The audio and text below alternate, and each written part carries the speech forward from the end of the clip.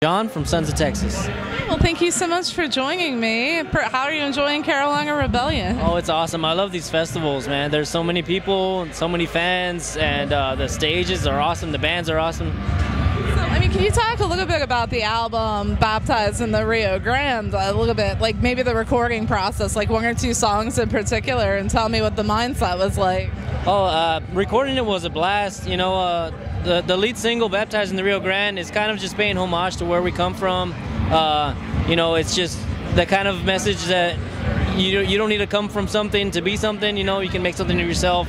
It says in the chorus, "All I need is within me." It's just a something from nothing kind of vibe. And we'll have another single out this summer called Blame Shift. And that one was a lot of fun to record. There's a lot of tasty bass lines and guitar solos. Mark's vocals shine a lot in that song. So.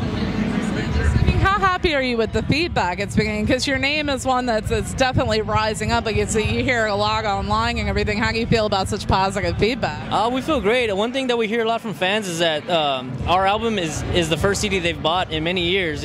So it's kind of bringing back buying music to the industry. And there's been a lot of fans that have been driving out hours to come and see us, and that's very humbling because we think we drive to a town, whoever's nearby, we'll check it out. But people will hear about us on Facebook and stuff, and they'll wanna come see us. They'll drive 2 or 3 hours. Well, we usually try to do an effort to make them feel like it was worth it. The other day, we gave one of our fans a cracked cymbal. Oh, that's awesome. Yeah, we all signed it, and it was cool, man.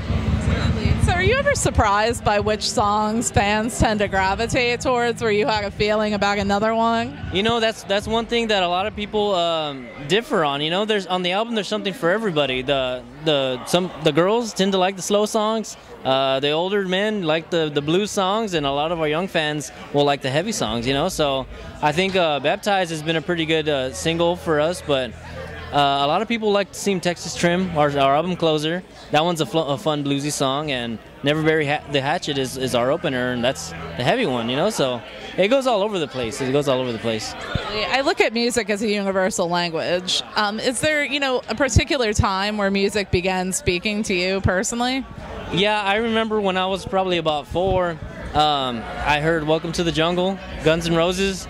And for some reason, I grabbed a broom and I jumped on top of the table and I started pretending like I was playing guitar, and I was singing that. And my mom tells me, that was when she knew that I was going to be jamming, So that's like the air guitar anthem. Oh yeah. Oh, of course, yeah. So what does the rest of 2015 look like for the band? I know you guys are kind of hitting the festival circuit pretty hard. Oh yeah. Right now we're just focused on touring, spreading the name, trying to get out there on social media, play in front of as many people as possible. Just get the album out there in people's hands and in their stereos. How has social media been a tool for the band? It's obviously been one of the biggest changes in the music industry of the way that bands promote now. I would say it's a key factor. A lot of people that come out to see us hear about us through ads on Facebook or on Facebook when you like something or comment, your friends see what they're talking about. So I think that Facebook page of Sons of Texas has played a huge part in our band getting out there.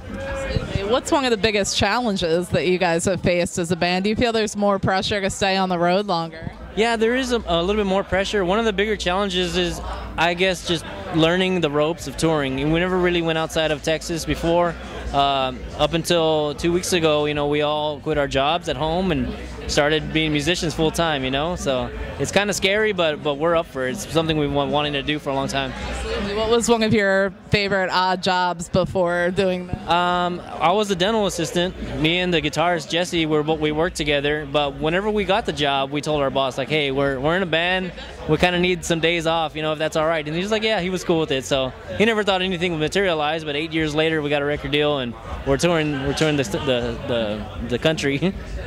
Yeah, it's pretty cool. Well, I want to thank you so much for taking a few minutes to speak with me. I appreciate it. Enjoy the rest of the festival. Thank you so much. Thank you. That was awesome.